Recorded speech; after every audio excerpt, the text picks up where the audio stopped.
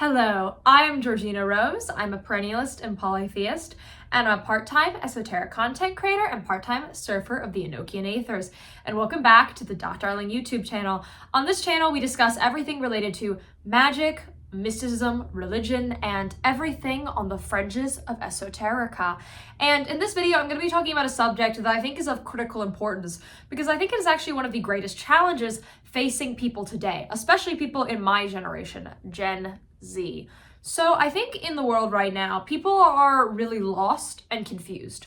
We are living in a chaotic time. Some may call this the Kali Yuga, if they're pessimistic. Some may call it the Aeon of Horus, if they are optimistic.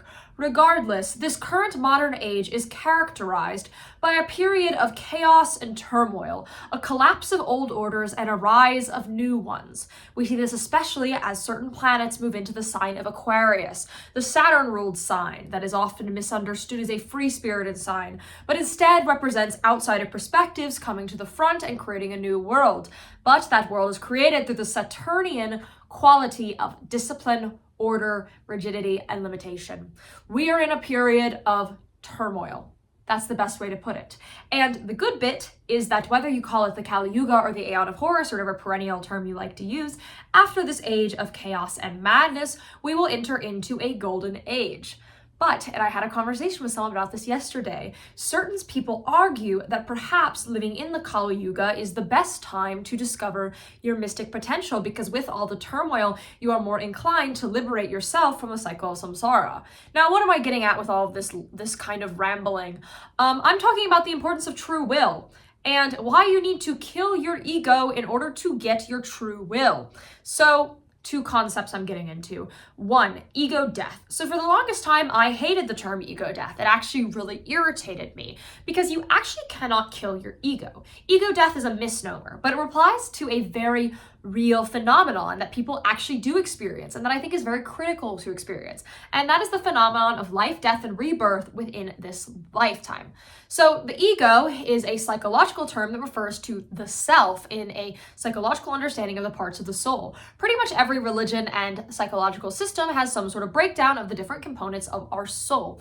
The ego is the self. And basically in colloquial modern culture, we have begun to understand that the ego is like kind of there's this term egoism, right? Or egotistical.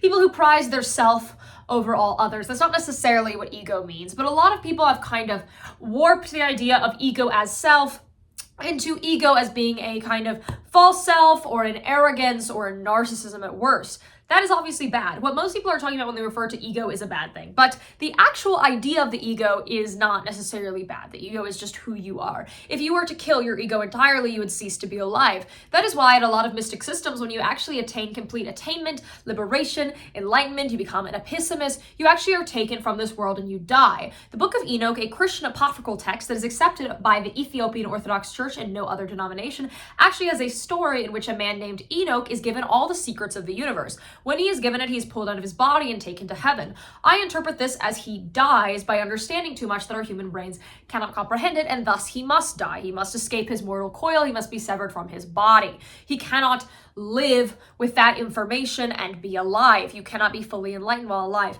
But what you can do is you can kill your seeming ego, and that is important because the seeming ego that we adopt is often contrary to our true will. It's often not what it is at all. We, especially in an age where people are so lost, are adopting false egos because I fundamentally believe that a lot of people do not have a sense of self. So the ego is, of course, the self as a concept, but what I mean by sense of self is an understanding of what your ego is. So what happens is some people do not understand their true ego. They create a sort of fake ego that they adopt. I see this most clearly on the internet with people adopting stock identities instead of finding who they really are. These stock identities include things like calling yourself, I don't know, a girl boss, a trad wife, I could go on, an alpha, I'm an art hoe, I'm whatever, I'm coquette.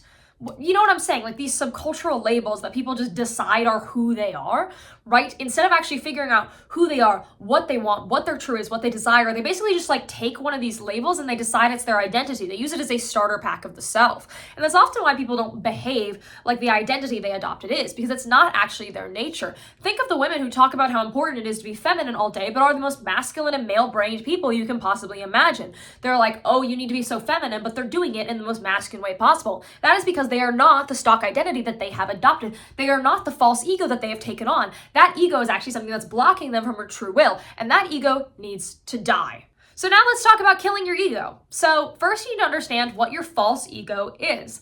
What have I adopted to avoid understanding who I am?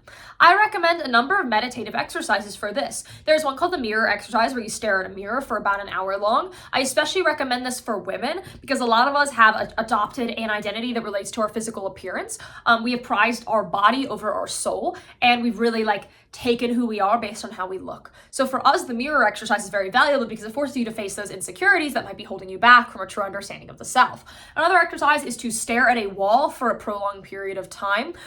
You can do a retreat where you detach from society, or you can just do really any deep meditation process. But when I talk about these deep meditation processes, I don't want you to path work. I don't want you to invoke. I want you to literally sit with yourself. I want you to be bored, and I want you to push past that boredom, because past that boredom is when actual discovery happens. You will probably mess this up multiple times. That's okay. Keep doing it until you truly get to a blank version of your mind. Then I want you to do a ritual practice in which you do some sort of purification. I want you to basically go out from society. If you can do something like the Auburn Melon ritual, do that. I know that is not feasible for the bulk of the population because they have responsibilities, children, work, school, right? There's other things going on. So can't just tell people to do the Auburn Melon ritual. That's ridiculous. But do something kind of in that vein. Make it work for you. Find some way to reduce the things around you, reduce your stimulation, and go into a hermit-like state.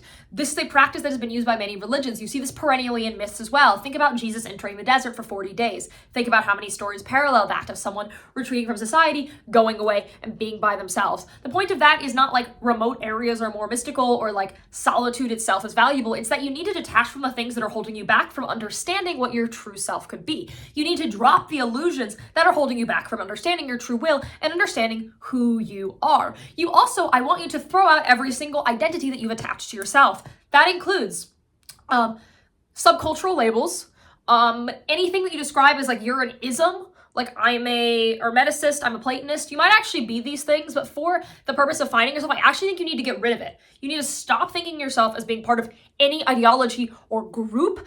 Get rid of that group thinking. And I also want you to take away, if you are someone who, say, really attaches yourself, I see a lot of people who have mental illnesses or traumas really identify with that part of their story. And of course, that's good that they're working through that. They're not ashamed of what's happened to them or what's going on with them.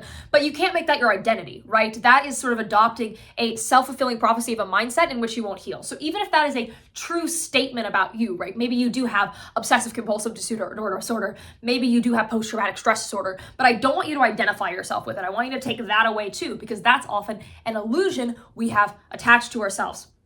Right? Especially online when people put it in their little bios, they really do identify with it. And they actually use it to spiritually bypass. And spiritual bypassing is when you use something to avoid basically doing deeper inner work. So take away that, take away everything. Start as a blank slate. Okay, I want you to clear that slate and I want you to retreat. And then I want you to purify. I want you to pray constantly. As Crowley said, inflame yourself in prayer, okay? Pray all the time. Pray to the same, if you're a polytheist, right? Pick one of your gods, pick multiple of your gods. If you're a monotheist, pick an archangel, okay? Pick your god. Just pray to something all the time.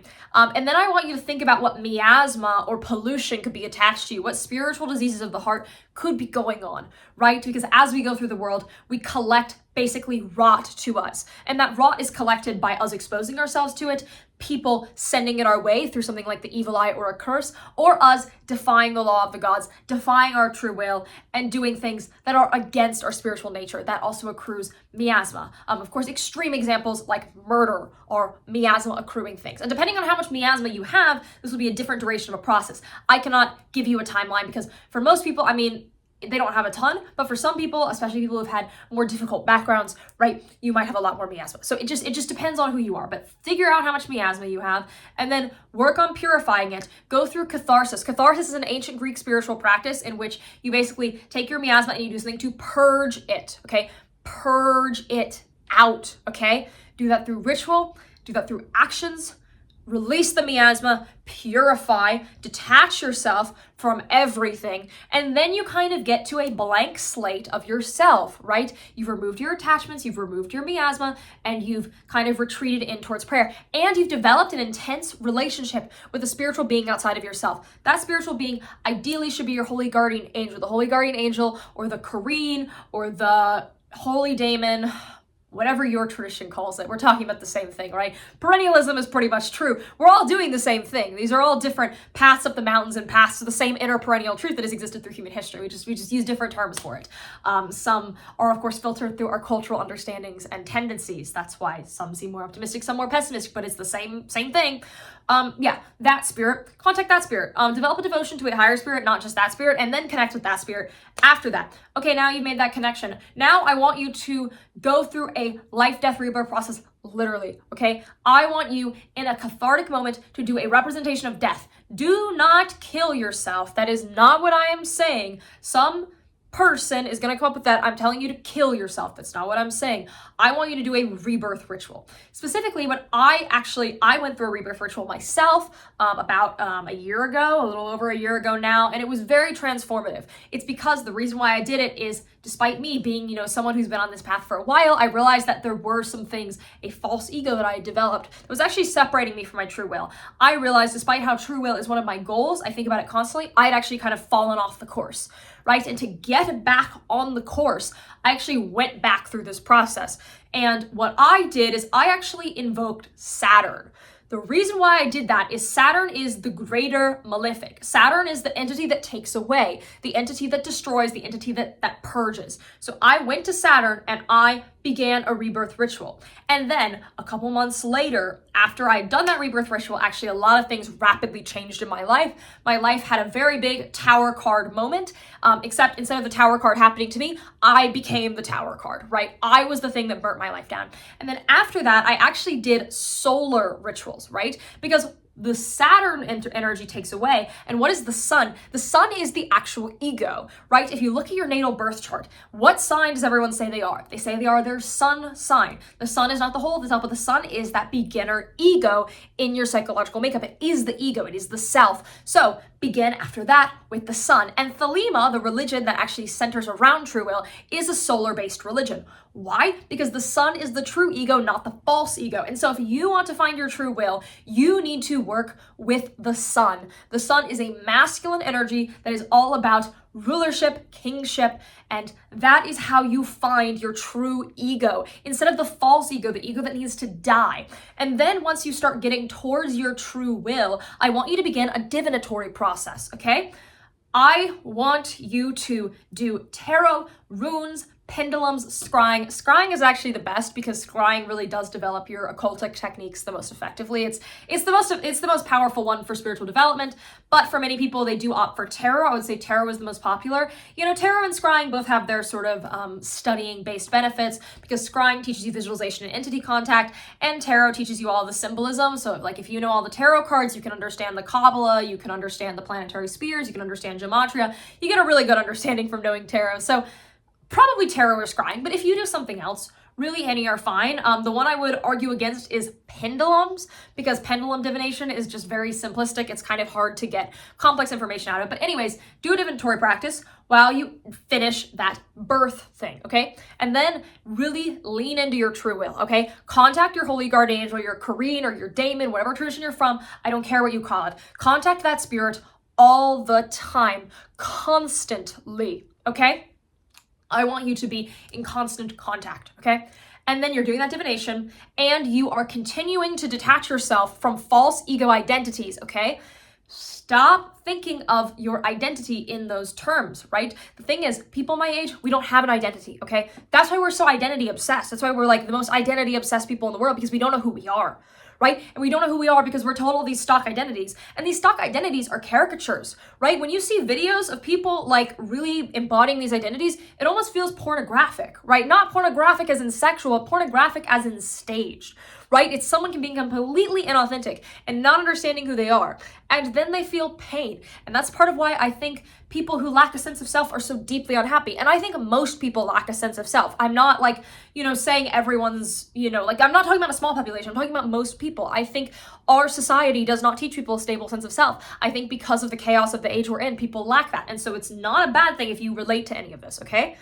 It just means that you need to do this process. I think everyone needs to do these processes. And I think if you don't see yourself as needing to do these processes, but you haven't actually done deep spiritual work, perhaps you might need to do these processes even more because you haven't even understood that perhaps the ego you've attached to yourself is not your true ego, but your false ego, is not your true will.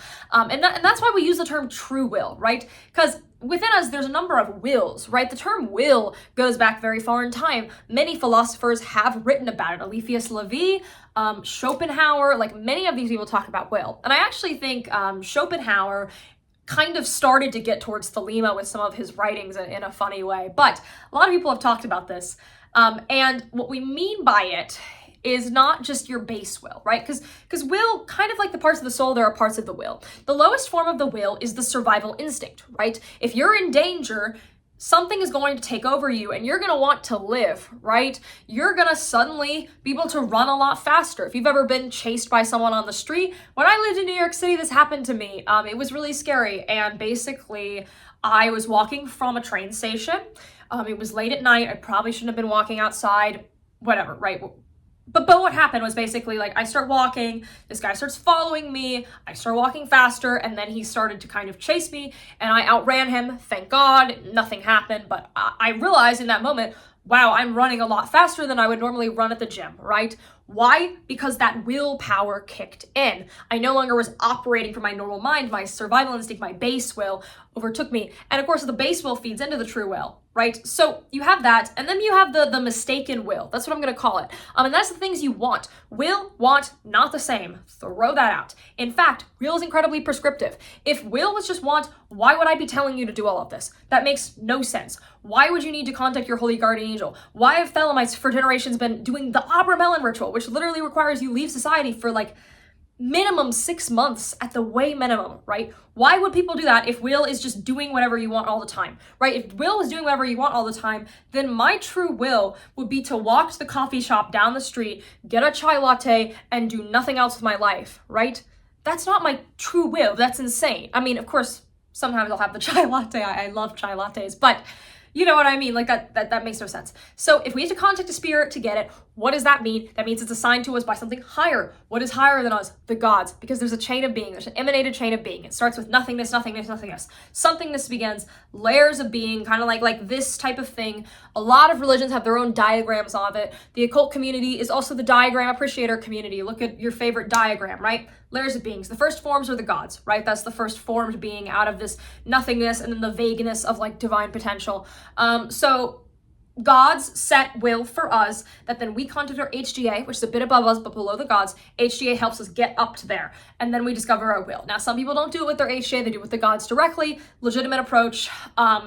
That's another way to do it, right? There's a book called Holy Daemon where someone used Saturn to get to their will, and there is an alternative method where you use a daemon instead of your HGA from the Greek magical papyri. So that those are both also very legitimate ways to do it. You could just pray to the gods constantly. I've heard of people do that and been successful. I mean, there's multiple paths to discovering your true will, but what's the universal? You have to contact something divine because it is something given to us by the divine. It's something that is attached to us, but at the same time beyond us, right? Think of will like a tether. Like will begins here in our brain, but it extends beyond us, extends to our spiritual body and extends to something higher. It's not just solely residing in us, which is why we need to do all these processes and why often we are inadequate to come towards it, because if you're just operating from here and not out of here, we understand the will extends out of here. We cannot get out of here without kind of getting beyond here, right? So that's why you need to do all this ego death rebirth nonsense and not just like wake up. You cannot just ask yourself journaling prompts and questions and find your true will. You have to do the work. You have to do spiritual work. It cannot be done without spiritual pursuits.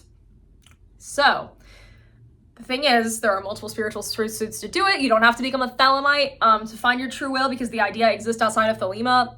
honestly. Like you don't, and most people's true will is not like just solely to like do only Thelemic rituals forever. I don't agree with that. I don't just do Thelemic rituals forever. Most people, that's not their true will, right? But your true will does exist. And yeah, you need to kill your ego to get your true will. That's some step-by-step instructions on how to get your true will and find your sense of self. Because once you have your true will, you'll understand who you are. Because what is one of the key axioms of Western esotericism? Know thyself. And that's why we actually begin with meditation before we do ritual. Because if you cannot control yourself, you cannot control the outer world. If you cannot silence your mind and make it kind of behave and be under your mastery, how can you master anything outside of you, right? So we begin with know thyself, and the way you know thyself is by killing your false ego, not actually killing your real ego. That cannot be accomplished while you're alive. When you kill your real ego and you achieve true enlightenment, that's after this life. So not happening now, hasn't happened for me yet. Won't happen for you for a while, but perhaps after you leave this body, it might happen. But you can begin with finding your true will. And finding your true will is not an advanced part of your spiritual journey. So many people think of finding your HGA as like your spiritual PhD. It's really how people talk about it. Like it's an accomplishment. Like it's impossible anyone young could ever do it. Like only the advanced practitioners. No, when you start Thelema, it's like relatively early on. Like there's nothing stopping you from beginning this process like right after you finish watching this video. You don't need to wait like 10 years of magical experience before doing it, because in the Thelemic system, like your holy guardian angel guides you the whole way anyways. So there's literally like no point in waiting to do it. I mean, as long as you have your fundamentals, like I'm not saying like if you have no experience, you should start it right now, but I'm saying if you have a decent amount of occult experience and you've watched this video, you can probably start to begin that process, start beginning your research and start getting to work. I reject the idea that, you have to be some super, old person to do magic. Many people find success in older age. I'm not saying that older aged people are not as magically successful. They're often the most magically successful, but starting young, no problem with that either. No matter what age you're at, you have a potential, because every single second we are dying and reborn. Every single moment is an entirely new life ahead of us. This is actually a Kabbalistic idea in that every second there is a new life. And I agree with that. If you believe that you are ruled by your past, that's also a false attachment. Ooh, getting you with another one there. You are not defined by your past. And people who define themselves by their past are often the most miserable people ever. So yeah, your past is irrelevant. I don't care. This is why like when it comes to your past life, when you're considering your past life in astrology, specifically the South Node point is about your past life. What does that have to do with your current life? A little bit, but it's not your entire chart. The South Node is one singular point. So yes, your past is going to affect you, but it doesn't affect you permanently. So if you are like, oh my God, I'm 70 and I've never even done magic, I want to do magic, nothing's stopping you from doing that now. You are a new person in this exact second. In this next second that we're about to get to, now, you are new again. So always new time to start. And if you fall off the wagon, because that will inevitably probably happen at some point, because humans do not have a linear spiritual journey, we have this sort of human bias of assuming everything is linear. We assume time is linear. It's not. We assume history is linear. It's not. We assume our progress is linear. It's not, right? There's fluctuations. There's going to be ups and downs. You need to just accept that and continue forward, because nothing is permanent. Nothing at all. Not this video, not me, not you. So yeah, food for thought. True will is one of the greatest things lacking in my generation and in the world right now. And this is a step-by-step guide. So yeah, people have been asking me for direct magical instruction, and here's some direct instruction. I'm Georgina Rose, or Dot Darling. I do spiritual consultations through Patreon. I'm also a professional astrologer and tarot reader. You can book with that in the description below. I give extra videos and ritual guides every single month. My ritual guides are step-by-step ritual instructions that I have written out. They are based on current astrological events or holidays. And my extra videos every month are just another video with me every month. They're really fun. And I also host the podcast, Pagan Perspectives by Georgina Rose. It is on this YouTube channel and on most podcasting platforms, all the ones that are cool at least. And in that podcast, I give a pagan understanding of basically current fluctuations in the world and issues that face people's lives. My most recent one was about artificial intelligence. So it's just basically about like how our changing world affects us magically and what magic means about different societal changes. It's really interesting. And I also am a Substack blogger. I write 2 articles a month. I get into really niche and fun topics on Substack. I really am able to do more advanced ideas on there. So check out my Substack if you want some more advanced information about more specific things. And I do sort of freelance articles for magazines sometimes. I update my community tab whenever one of those comes out. And yeah, like, comment, subscribe, and ring the bell. And you can find me on Dot Darling everywhere on the internet under the sun. All right. Bye. Oh, wait. Like, comment, subscribe, and if you subscribe for 93 days, you will meet your holy guardian angel, and you'll never need to kill your ego and find your true will again. All right, for real now. Have a good day, afternoon, mid-morning, mid-evening, whatever time it is, wherever you are. Bye!